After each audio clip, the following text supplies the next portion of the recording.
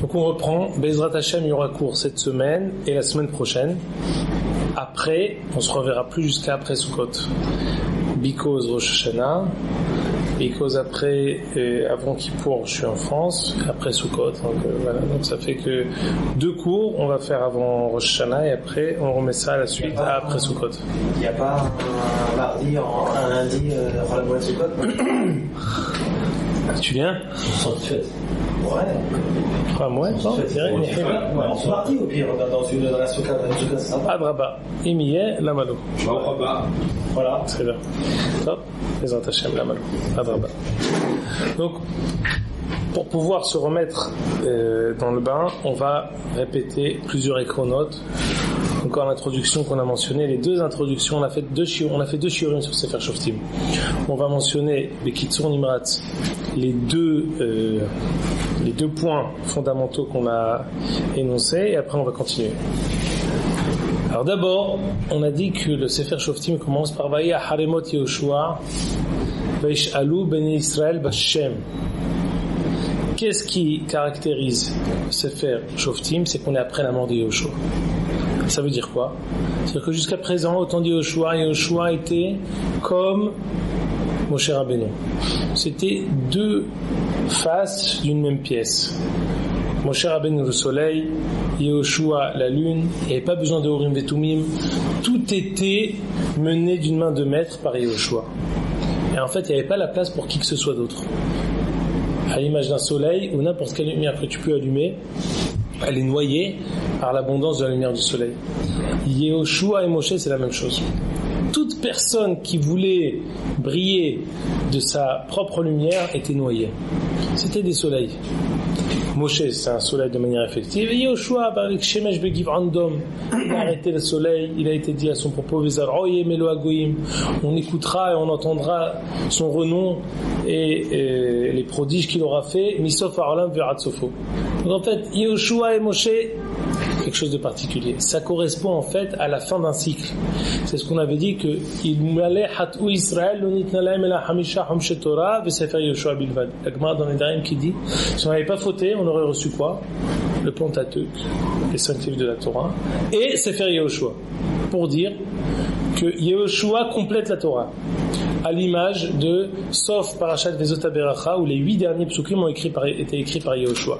Moshe Rabbeinu était mort, et c'est Yehoshua qui a raconté la mort de Moshe Rabbeinu. Donc Yehoshua il était actif dans la Torah Shebirtav, et exactement Yehoshua il complète la Torah Shebirtav.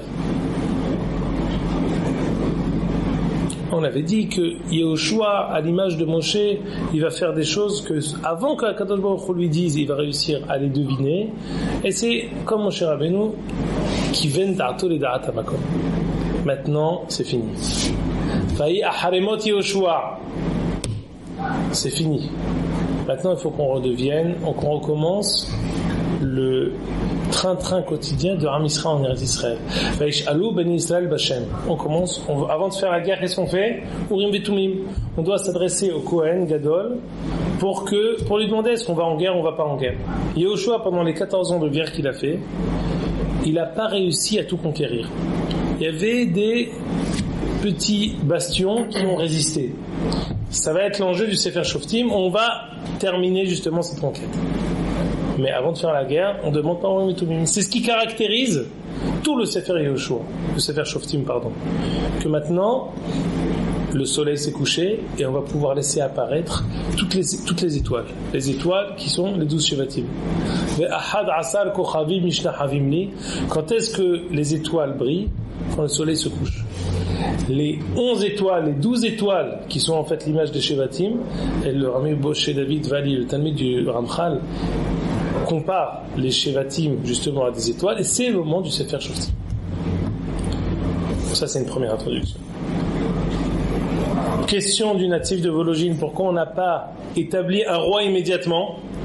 On a lu dans Parashat Shoftim la semaine dernière, il y a 2 semaines, 3 mitzvot ont reçu Am Israël lorsqu'ils rentrent en Eretz Israël. Les Hamid la Melech, la Chitzaro Shel Amalek, Velivnot Bet Hamikdash. On est arrivé, on a distribué la terre, on aurait dû faire un roi tout de suite. Pourquoi on a attendu 380 ans? Question fondamentale. C'est le Aleph Bet du Sefer Shoftim. Où il est le roi? Pourquoi on n'a pas commencé par le roi? Réponse. Rashi Souka Kafhet. Il n'y a pas les Mekorot parce qu'on a étudié ça avec les Mekorot la dernière fois, les 2 premières fois. Où est le roi? Non. Un roi qu'on met à la tête de Am Israël, entre guillemets, parachuté, avant que Am Israël ait pu s'exprimer et que chaque chevet ait pu éclairer de sa propre lumière, il ne sera pas accepté de la même manière que si chaque chevet va régner. Rachid dans Souka Kafhet dit la Gemara dans Souka dit kol chevet ve chevet d'Israël shelo ha'amid shofet. Chaque chevet d'Israël a établi un shofet. C'est quoi un shofet? Un dirigeant, un petit dirigeant qui a été en fait dirigeant de sa tribu et par là même dirigeant de tout Am Israël. Du chevet Dan, il y a eu Shimshon. Du chevet Yehuda, il y a eu Boaz et Otniel ben Kenaz. Yiftah. Chaque chevet, il a établi un shofet. Sauf de Shimon, qui va être sous la tutelle de Yehuda. Donc c'est quoi le inyan du Sefer Shoftim? C'est que chaque chevet soit marami d'un shofet. Question, pourquoi on n'a pas mis un roi tout de suite? Parce que de mettre un roi tout de suite, ça va encore une fois étrangler chaque chevet qui ne va pas pouvoir s'exprimer. Il n'a pas fait un Israël avec un chevet. Il a ramifié Yaakov Avinu par 12 chevetim. S'il avait voulu un chevet, il aurait fait Avraham, Yitzhak, Yaakov, Shalom. Prenez le besoin de 12 enfants, parce que 12 enfants, ils sont tous différents. Chaque chevet, il a une différence particulière, il a une lumière propre, et donc on a besoin qu'il s'exprime comment? Pas en tant que sujet, en tant que dirigeant. C'est comme ça qu'il va pouvoir s'exprimer de la meilleure manière. Après avoir fait toute cette koufa, on pourra mettre un roi. Oui, Jacob. Si Yoshua avait nommé quelqu'un avant sa mort, Israël aurait accepté. Il aurait été accepté, mais c'est pas bon. On aurait fait la même chose. C'est pas Yeshua qui peut nommer quelqu'un, c'est Akadosh Baruch Hu. L'homme chané, que ce soit Yoshua ou que ce soit Akadosh Baruch Hu, on n'aurait pas eu le résultat escompté. Le résultat qu'on attend, c'est qu'on puisse donner à chaque chevet la possibilité de s'exprimer. Comme ce qu'on dit toujours, le deuxième, dans les enfants, le deuxième, il est toujours... Parce qu'il est écrasé par le Bechor. Pourquoi? Parce que il n'a pas le droit au chapitre.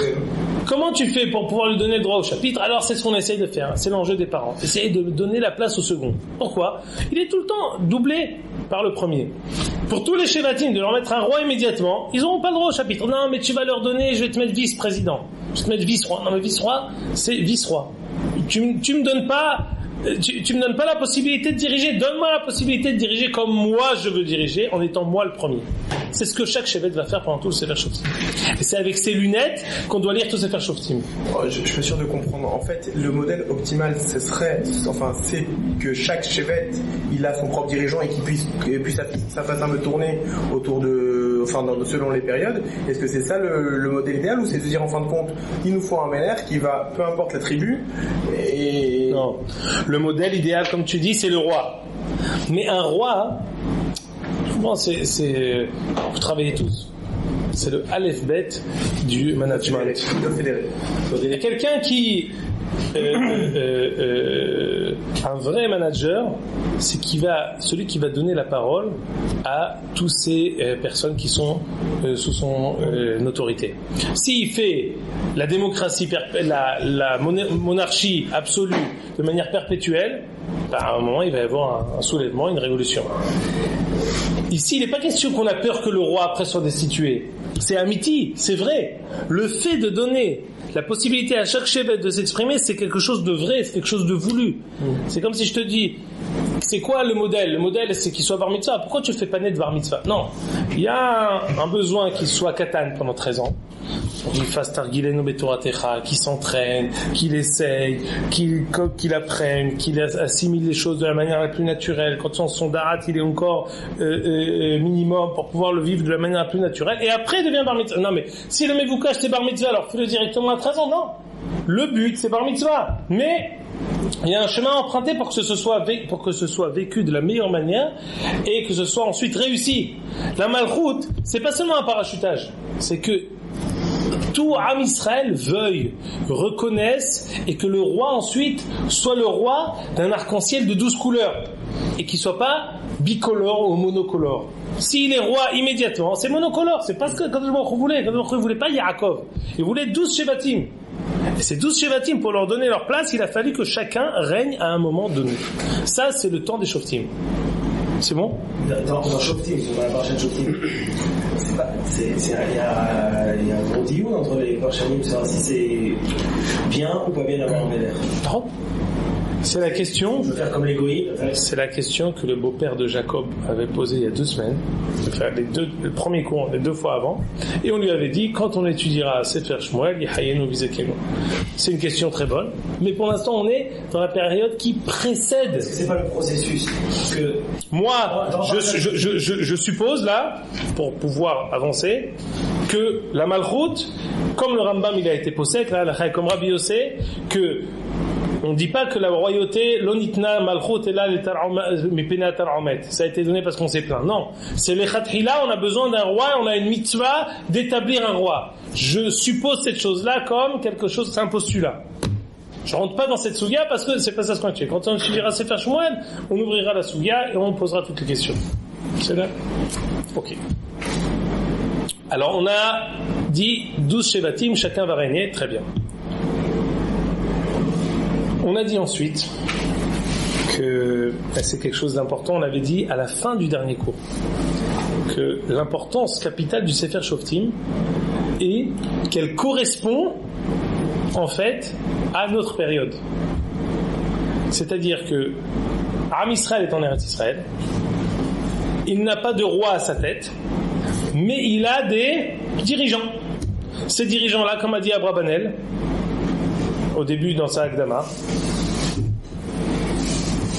Je vous avais dit que dans Bet Yosef Siman Kuf Samechet dans Ilchot Patava Bekisnin, il appelle Abrabanel. Moi je l'appelle Abrabanel comme si je parle de mon copain Hans Veshalom. Normalement il est appelé au nom des poskim Don Yitzhak Abrabanel. Mais même ça, Don Monsieur Yitzhak Abrabanel, ça suffit pas. Il était ministre de l'économie, il était parchan du Torah, Nevi'im et Ktuvim. Mais le Bet Yosef dans la Halacha, il a une question dans le Pshat de Rambam pour du pain que j'ai cuit. Est-ce que je fais dessus motzi ou est-ce que je fais dessus mezonot? Et ça dépend, est-ce qu'il a perdu sa forme ou il n'a pas perdu sa forme. Au Bar Tsurato, il y a une différence de la chaîne dans le Rambam. Il dit le Bet Yosef, j'étais au Bet Midrash avec le Rabbi Yosef Fassi. On a posé la question, quel est le pshat de ce Rambam? Et on a été d'accord d'un pshat en présence de Hanesher Agadol, Moreno Verabeno Rabbi Yitzhak Abrabanel. Rabbi Yitzhak Abrabanel, mis à part d'être un parchan du Tanakh, un commentateur, c'était un posek Atzum qui est appelé le grand aigle par le Bet Yosef. Le Bet Yosef, donc, qui est le Me'asef de Cholam Mahamod de toute la halakha, il donne l'avis du Rabbi Yitzhak Abrabanel qui fait force de loi. C'est pas seulement un parchan qu'on peut dire, bon, c'est halakha, c'est une chose, non. Ce qu'il donne, c'est la force de loi. Et dans la Akdama, dans sa Akdama qui donne au Sefer Shoftim, il dit que les Shoftim, ils ressemblent sur 5 points au Melech et ils diffèrent sur 5 points des Melachim.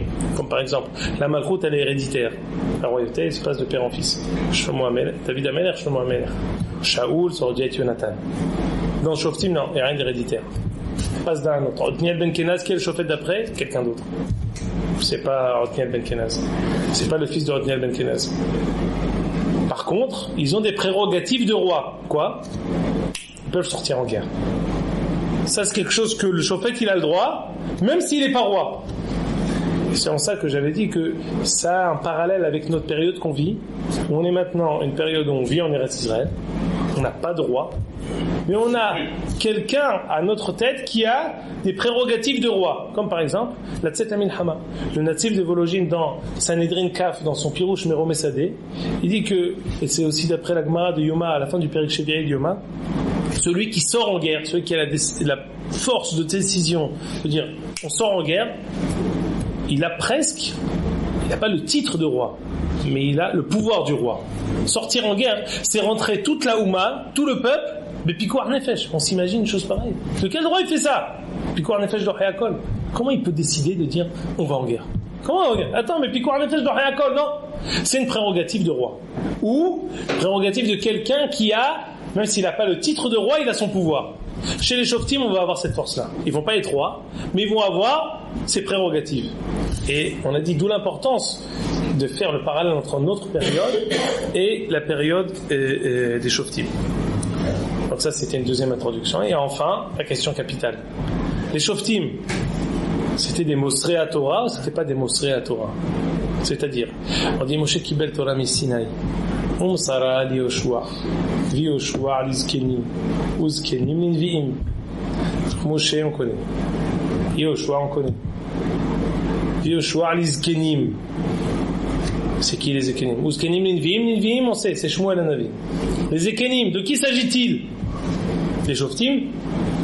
Après, Yoshua et les Shoftim. Ou alors les Zkenim, non, c'est d'autres Zkenim. C'est les Zkenim d'à la fin du Sefer Yoshua et dans quelques psukim encore dans Sefer Shoftim.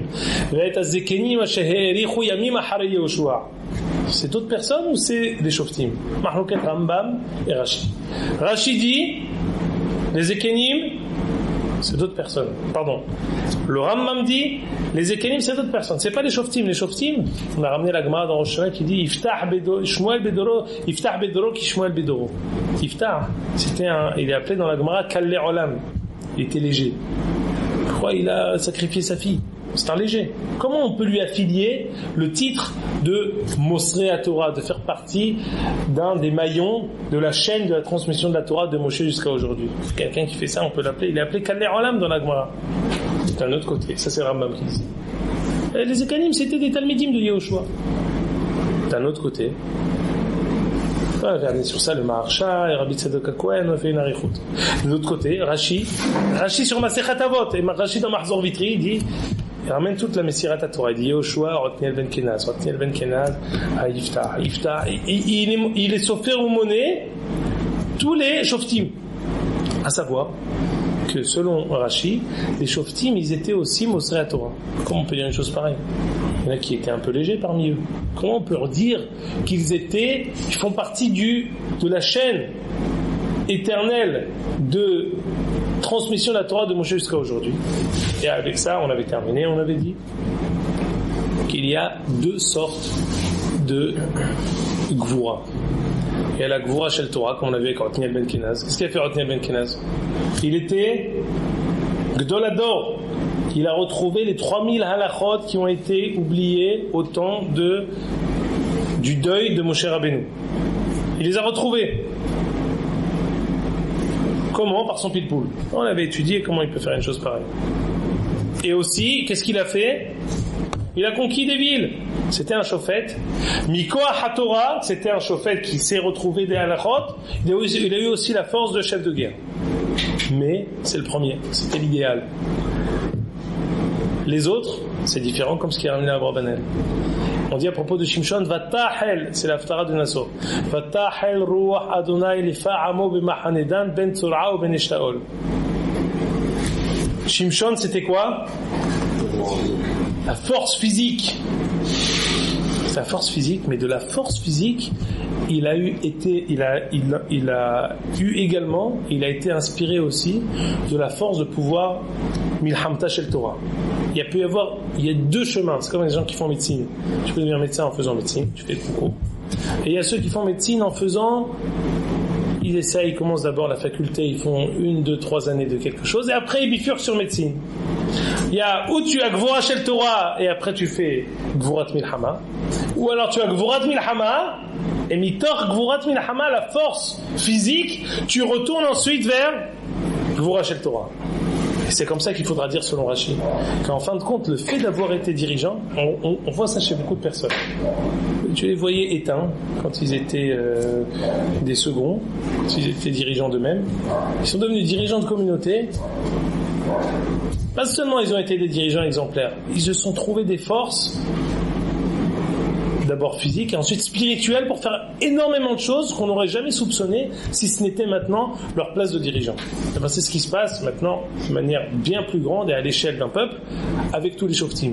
Ils ont d'abord une Gvura Goufanite qui est, on a dit, comme ce qu'il dit Abrabanel, Rabbi Yitzhak Abrabanel,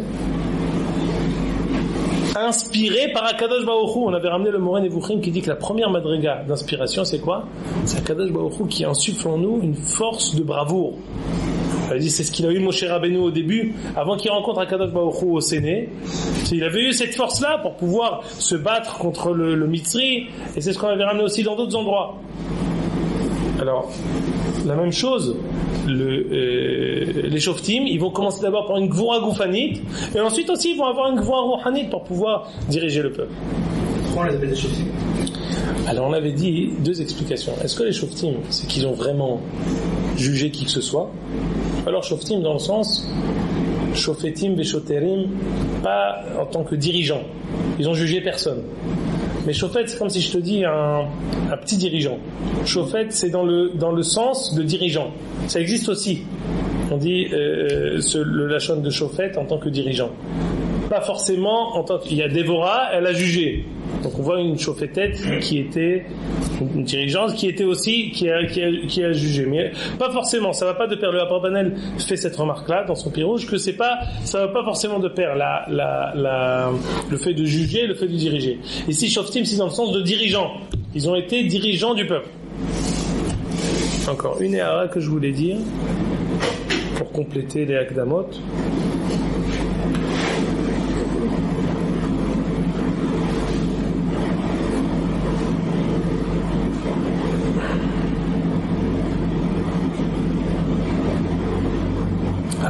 C'est ce que je veux dire.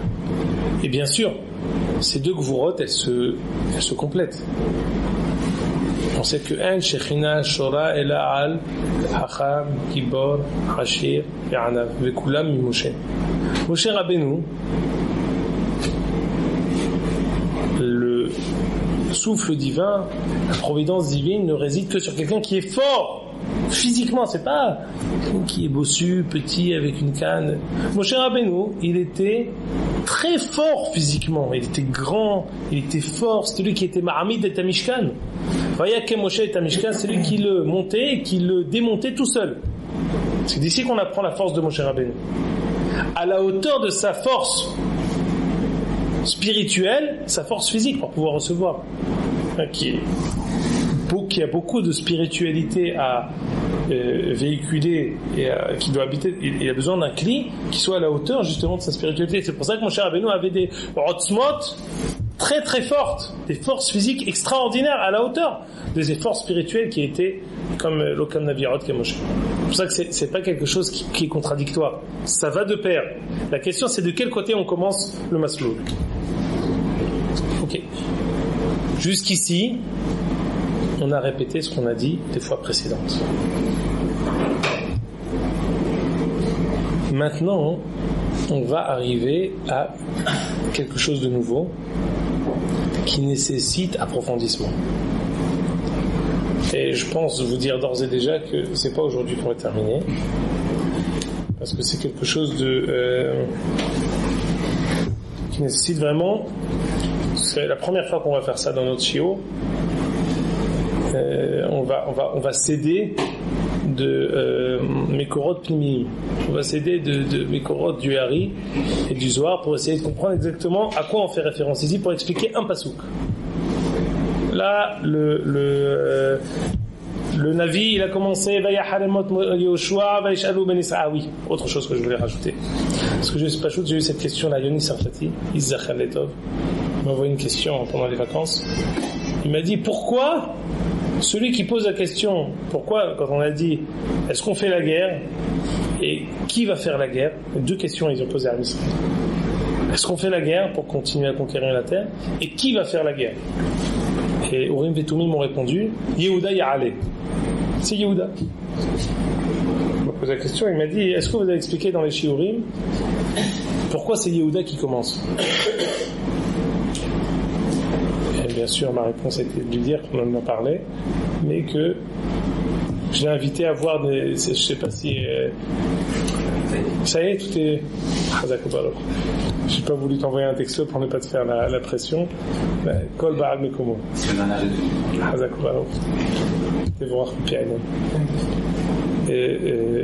Donc, je lui ai suggéré d'essayer de voir si le shiur était en ligne. On a expliqué pourquoi le premier qui fait la guerre, le premier qui va être le Shofet, c'est quelqu'un de la tribu d'Yehuda. Pour la simple et bonne raison que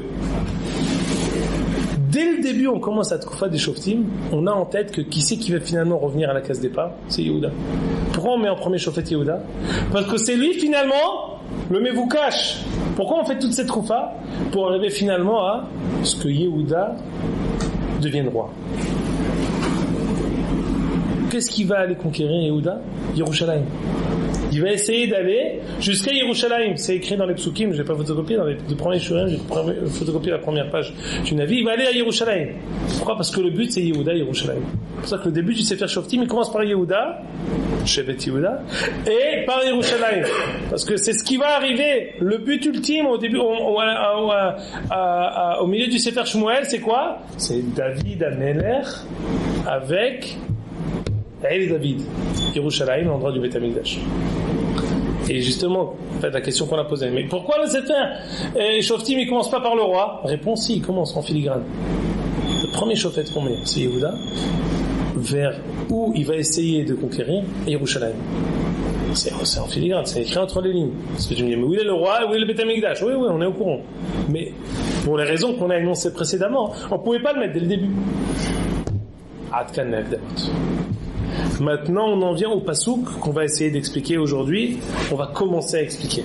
Regardez, la seule et unique page que je vous ai distribuée. Ouvnei Keni Hoten Moshe. Vous voyez, pasouk Tetzaïn. Perek Aleph, pasouk Tetzaïn. Ouvnei Keni Hoten Moshe. עלו מעיר התמרים את בני יהודה מדבר יהודה אשר בנגב ערד ילך וישב אל העם. Donc après avoir établi Otniel ben Kenaz comme Shofet, on a ici un pasouk très bizarre. Les enfants de Kéni, le beau-père de Moshe, ont décidé de quitter la ville de Yericho pour aller rejoindre les Béné Yehuda et pour cohabiter justement avec la tribu de Yehuda. J'ai plusieurs questions à vous poser. J'ai traduit mot à mot. Qu'est-ce que ça veut dire? D'abord, c'est quoi Béné Kéni? Kéni, ça nous rappelle quoi? Kéni, c'est Caïn. Dans le Perek Dalet du Sefer Shoftim, il y a marqué Yitro, Hoten Moshe, Nifrad Mikaïn. Yitro, c'est pas seulement un rapport de Guide Goulim ou quoi. C'est marqué dans Perek Dalet du Sefer Shoftim. Je l'ai pas photocopié parce qu'il n'y avait plus de feuilles. Parce que je vous ai dit, il y a eu un manqué de feuilles. De Hever Keni, à propos au temps de Déborah. Elle était Yael Eshet Heverakeni. Au temps de Déborah, il y avait Yael qui s'est mesurée à Sisera. Et Yael, c'était la femme de qui? Quelqu'un qui s'appelait Heverakeni. C'est quoi Heverakeni? Dit le pasouk Nifrad Mikaïn. C'est mort Caïn. Caïn, c'était au début, c'est faire Bereshit. Comment Caïn, ici, il est arrivé comme un cheveu sur la soupe? C'est maintenant un kécher. Ensuite, c'est-à-dire, faisons abstraction du fait qu'on va affilier Yitro à Caïn. Pourquoi Yitro? Ici, on dit ici, Ouvnei Keni Hoten Moshe, le beau-père de Moshe, ça c'est universel, le beau-père de Moshe, il y en a un, c'est Yitro. Regardez ici, c'est marqué dans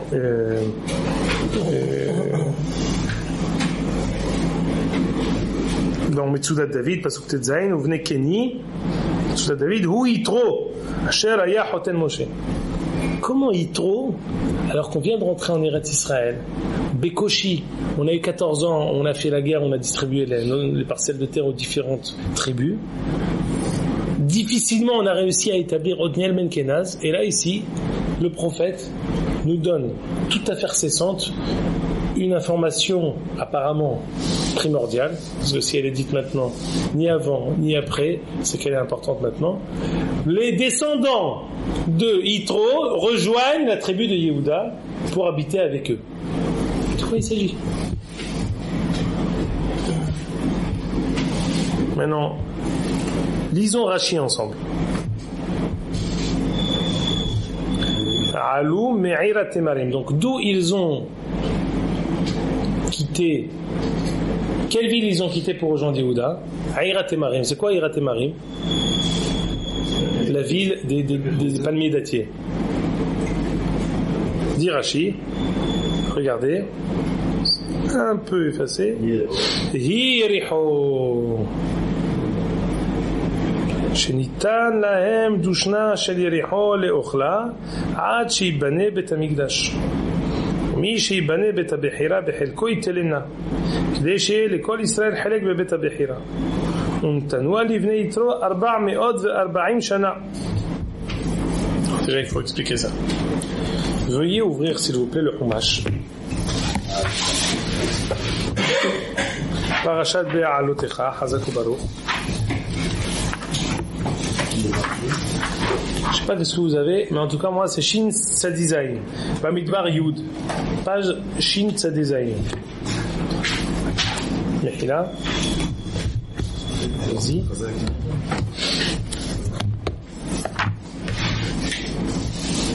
Parashat Be'alotecha. Chez Gabriel. C'est Kirenu. Celui-là? C'est celui-là, vous l'avez? Celui qui l'a pas, il montre à son camarade.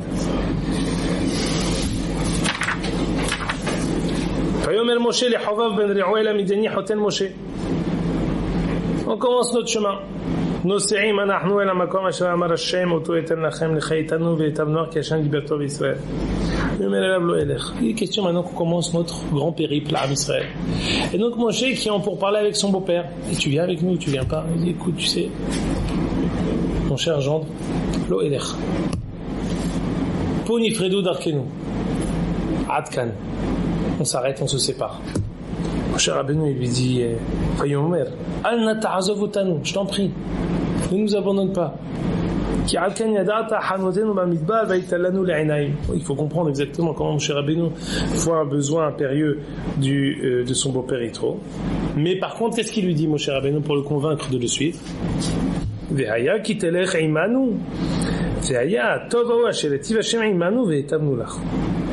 Moshe Rabbeinu lui promet un bien que Kadosh Baruch Hu nous donnera, il sera attribué à toi. De quoi il s'agit? Rashi. Ve'aya tovahu, le haut de la deuxième colonne de Rashi. Ma tova et tivulo, quel bien on a donné à Yitro en échange du fait qu'il nous a suivis. Tu l'as pas Amrou, Shayu Israël, Mehalleki, Metaaretz, היה דושנה של יריחו 500 אמר 500 אמר הניחו מלחלקו אמרו מי שיבנה בית המקדש בחלקו הוא ייתן לנו בין כך ובין כך נתנו לבני יתרו ליונדב בן רחב שנאמר ובני קני חותן משה עלו מעיר התמרים. C'est notre passouk. De quoi s'agit-il? On sait que l'endroit où le Beit HaMikdash va être construit, ça doit être un endroit qui est international. Pourquoi international? Interchevet, ça appartient à personne. Faut pas qu'on attribue l'endroit du Beit HaMikdash à Yehuda, à Binyamin ou à qui que ce soit d'autre. Ça appartient à tout le monde. Alors qu'est-ce qu'ils ont fait? Bon, on va bien le prendre dans un endroit. Le Beit HaMikdash il va pas être dans le ciel, il va être quelque part. Alors on a dit comme ça. L'endroit qu'on décidera, où on décidera que le Beit HaMikdash sera construit, les Shevatim, on va dire, ça c'est les 500 amot sur 500 amot sur lesquels le Beit HaMikdash va être construit. Eh bien, cette parcelle de terre, elle se trouve où? Elle se trouve à un endroit, au passage entre la tribu d'Yehuda et Benjamin. À la place de cette terre-là qu'on leur a pris pour construire un Beit HaMikdash, on va leur attribuer un autre endroit qui est la ville de Yericho, où ils vont pouvoir récupérer les 500 mètres sur 500 mètres, 250 mètres sur 250 mètres qu'on leur a pris. Pourquoi? Pour que cette parcelle de terre soit à tout le monde, et en échange, on va vous donner quelque chose. Et Yericho, qui c'est qui va habiter en attendant dans la ville de Yericho? Donc on sait quelque chose. Quoi? Que lorsque le Beit HaMikdash sera construit, la parcelle de terre où il sera construit, elle appartiendra à tout Am Israël, et en échange, les Shevatim de qui on a pris justement cette parcelle de terre, on leur attribuera Yericho. En attendant, qui va habiter là-bas à Yericho? Parce que cette terre-là, elle va être non attribuée. Yitro et ses descendants vont habiter là-bas. C'est ça le Tov, le bon. qu'on va attribuer à Yitro, c'est la ville de Yericho. Très bien. On va devoir expliquer. Jusqu'à présent, je vous dis les choses, je vous donne des idiots. Non. Hebron qui est à Arba, c'est le Psukim précédent, justement.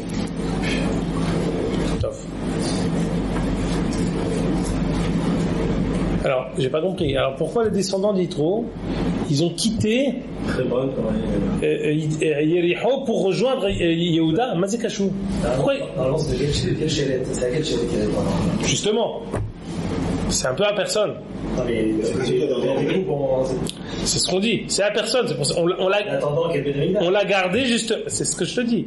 On l'a gardé justement à personne pour pouvoir l'attribuer à Yehuda et Binyamin quand on va leur prendre leur parcelle de terre. Et elle a été. Qui va habiter alors à cet endroit qui appartient à personne?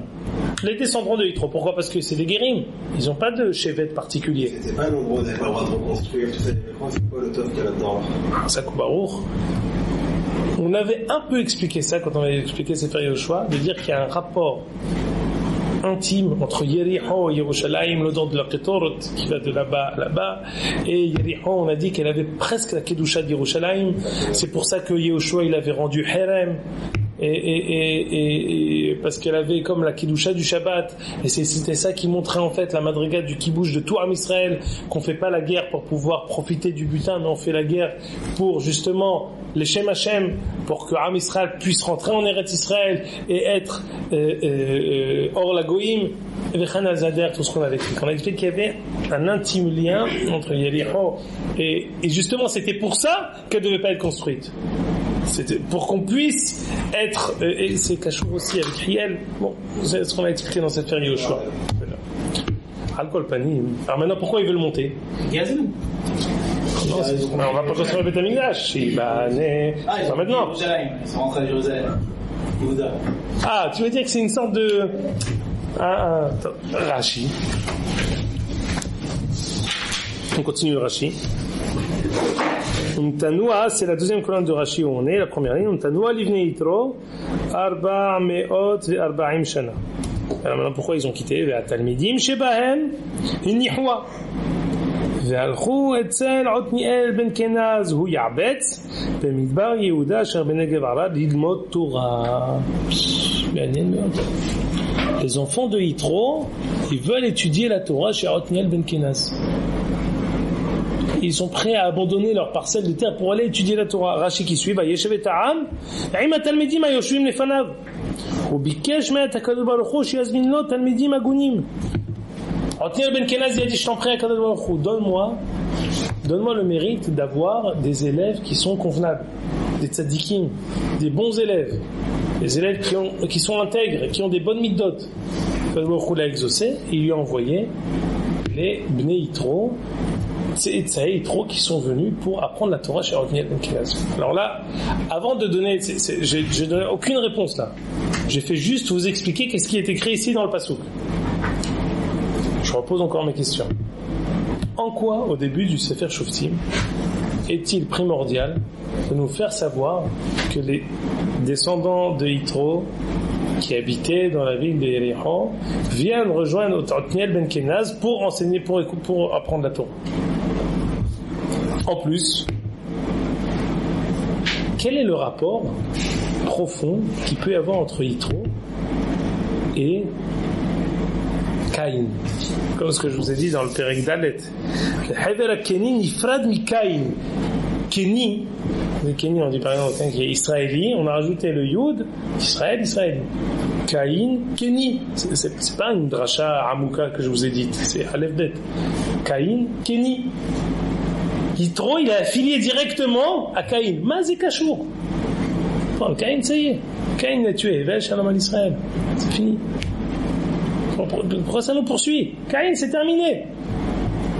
Pourquoi ça réapparaît au début du kibouch d'Eretz Israël, au début du temps des Shoftim?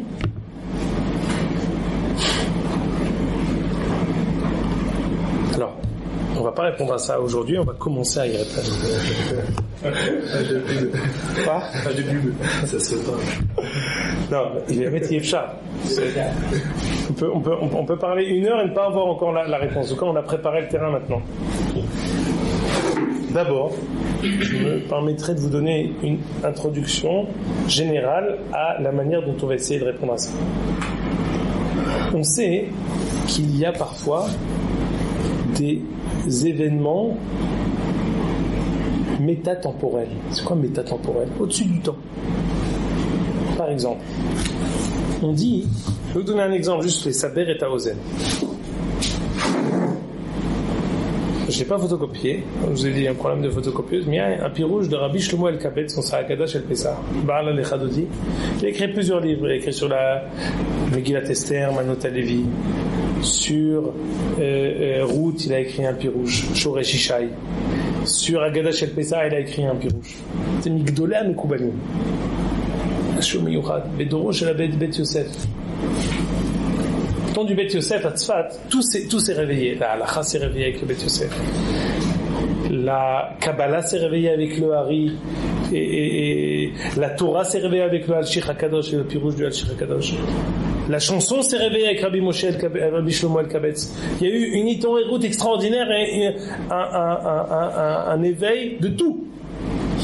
Mahari Berav, le Rav du Bet Yosef, il a voulu faire la smicha, Mehadash, qu'on puisse avoir la smicha, Ishmipi, Ishad Moshe Rabbeinu, tout. Il y a eu un renouveau, une renaissance extraordinaire. Parmi cette renaissance, il y a les pirouchim de Rabbi Shlomo El-Kabetz.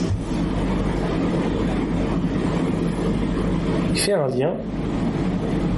C'est juste pour vous donner un exemple. C'est que il y a eu le Maboul. Il y a eu Tevat Noach, il a été sauvé.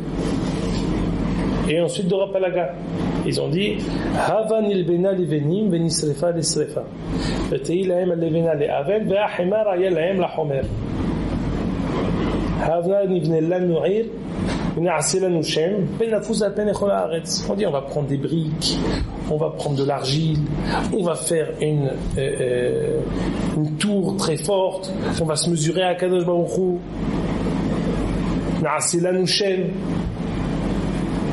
Qu'est-ce qui est ressorti de Dora Maboul? Rien. Dora Palaga? Rien. Quoi, c'est fini? Alors ils ont été punis sans aucune manière de pouvoir avoir une réparation, avoir ensuite une progression. Rabbi Shlomo El-Kabetz nous dit que lorsqu'on est rentré en Égypte,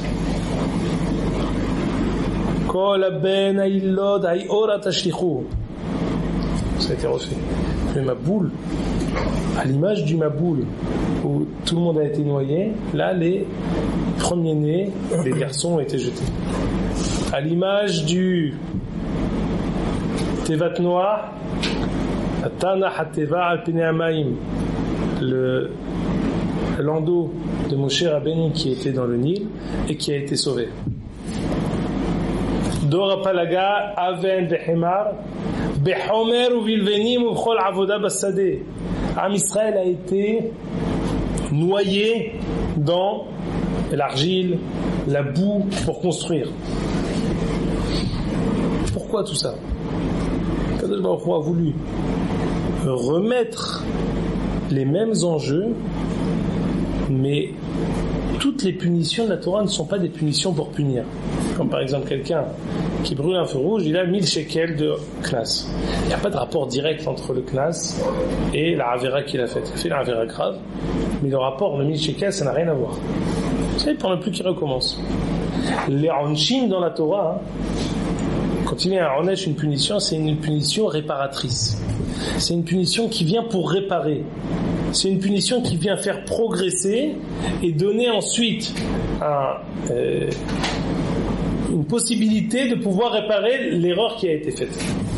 Avec Mitzrayim, Shi'abud Mitzrayim, il n'a pas mis toute l'histoire derrière et c'est fini. Il veut occasionner de nouveau une réparation des erreurs ancestrales qui ont pu être faites précédemment.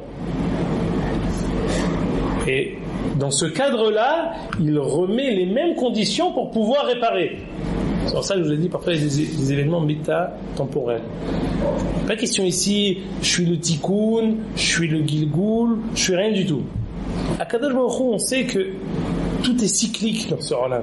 Les choses elles viennent et elles reviennent, et les choses elles sont faites, et quand à chaque fois il avance et continue pour pouvoir réparer. Procès de réparation, je sais pas, que les Égyptiens ils jetaient les bébés. Pour qu'ensuite finalement on sorte d'Égypte. Qu'est-ce qui va sortir de ça? Par rapport justement à cette Ga'ava qu'avait toute l'humanité, Allah nous a descendu à tel point qu'on dit, la Gemara dans Sota a dit, on construisait des pyramides qui étaient ensuite Pitom et Ramsès. Pourquoi ça s'appelle Pitom? Pour dire que ensuite la bouche du sol s'ouvrait pour les engloutir. Ramsès milachon mitmoses. Tout ce qui construisait se fondait ensuite comme un château de sable. Tout était l'onigarik veloneled la beala. Tout était pour dire que les umats qu'on faisait pour se mesurer à Kadosh Baruch Hu et dire qu'on va le mettre et le cantonner au ciel, eh ben Kadosh Baruch Hu nous a fait la même chose pour ensuite sortir avec une nouvelle tsoura. En fait, le Maharal explique le fait qu'on a été jeté dans l'eau, c'était une possibilité pour nous de recevoir une nouvelle tsoura. Quand on se dit c'est quoi une tsoura? Il y a la Homer et la tsoura. Tsoura, c'est une nouvelle image. C'est quoi la tsoura d'Am Israël? C'est ses Tariag Mitzvot, c'est sa Déa, c'est sa Neshama.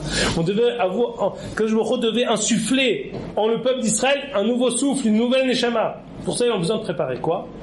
Tout ce qui a précédé, Dora Palaga, qui a été Homer al-Veni, vous voulez chasser à Kadosh Baruch Hu. On a fait la même chose, pourquoi? Pour s'effacer au possible, pour pouvoir faire apparaître quelque chose de nouveau. On était jetés dans l'eau, pourquoi? Pour pouvoir effacer la tsoura précédente et faire apparaître maintenant une nouvelle tsoura. C'est quoi cette nouvelle tsoura? C'est Am Israël. Ça c'est à propos de Dora Maboul Dora Palaga avec Yetziat Mitzrayim. Maintenant, tout ça c'est une introduction pour en venir à Caïn. Qu'est-ce qui se passe avec Caïn qui a tué Hevel? Est-ce qu'il y a eu une tkouma de Caïn? Est-ce qu'il est resté quelque chose de Caïn? Après la mort de Caïn, il a eu des descendants, Caïn? Est-ce qu'il se mort dans ma boule? Non, mais tout le monde est mort dans le Maboul, sauf qui? Noah. Qui était la femme de Noah? Alors tu me provoques. Non, il y a Femod, Zétaranou. Regarde, ouvrez dans ce parachat Bereshit.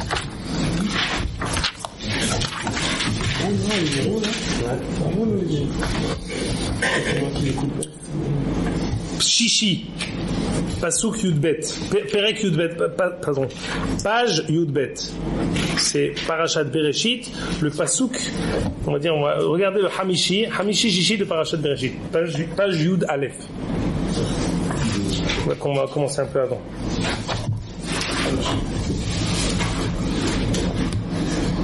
Alors regardez. Pasuk Yud Zain. Vayeda Caïn et Ishto. Caïn, il a eu des enfants. Hanoch. Pasuk Yud Het, Hanoch il a eu Irad il a eu Mehuyael, Mehuyael il a eu Metushael, Metushael il a eu Lemer. Ensuite, on est dans Hamishi. Lemer il a eu deux femmes, Ada et Tzila. Ada, donc tout ça c'est des descendants de Caïn. Elle a eu Yaval. Yaval il a eu un frère, il s'appelle Yuval.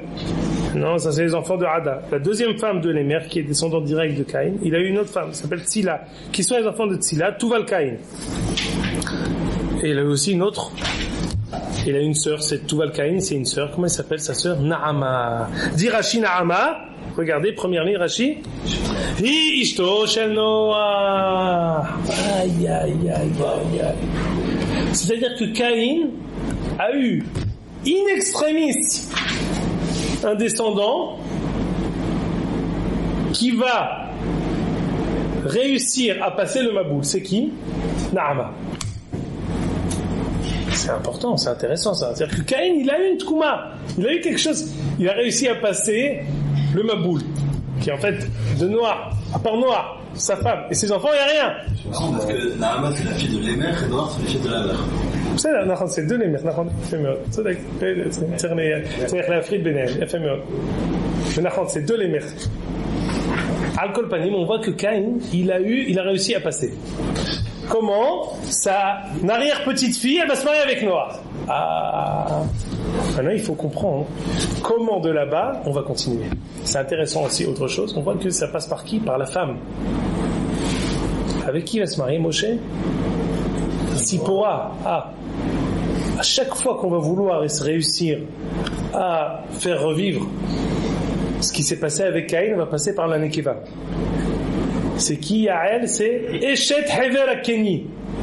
Yael qui a tué Sisra, c'est la femme du Hever Akeni qui est Nifrad Mikaïn. C'est la femme de Monsieur Caïn, du descendant Caïn. À chaque fois, ça passe par les filles. Pourquoi Nifrad Mikaïn? Ça veut dire, Nifrad Mikaïn, c'est-à-dire, en un mot, on va voir, quand on étudiera la semaine prochaine, il est marqué là-bas dans Toldot Aaron, Ayen Zohar Nasso. Zohar Nasso, qui fait directement le rapport entre Caïn, le vrai Caïn, le Caïn qu'on connaît de Sefer Bereshit, et justement ce Hever Akeni. Nifrad Mikaïn, il faut comprendre ce que ça veut dire. En tout cas, sans être un Mahamik Gadol, c'est ce qui est écrit. Nifrad Mikaïn, Caïn c'est Caïn. Caïn, on le connaît. Donc on voit que ça passe tout le temps par les femmes. Et maintenant, on va essayer de comprendre comment ça s'est passé. Ce que j'ai essayé d'expliquer avec Dora Maboul, Dora Palga, qui s'est passé avec Yetziat Mitzrayim. On va essayer de comprendre comment ça va se passer avec Caïn, en passant par Naama, et comment ça va réapparaître par Moshe Rabbeinu, Yitro, Tzipora, l'apparition de Moshe, la première fois qu'il apparaît, ensuite arriver jusqu'ici, et comprendre comment c'est en rapport direct avec Sefer Shoftim. Parce que la question ultime que j'ai posée, c'est quel est le rapport entre ça et Sefer Shoftim? D'accord, Hazak ou Baruch. C'est vrai. C'est un bon shiur. Tu nous as appris des choses qu'on connaissait pas avant. Mais pourquoi c'est en rapport avec Sefer Shoftim? Pourquoi ça fait partie du premier pérec de Shoftim? Vous allez me dire, je vois pas.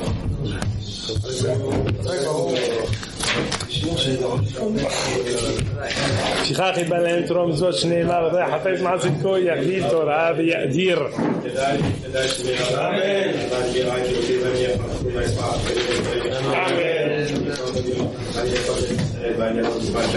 Amen.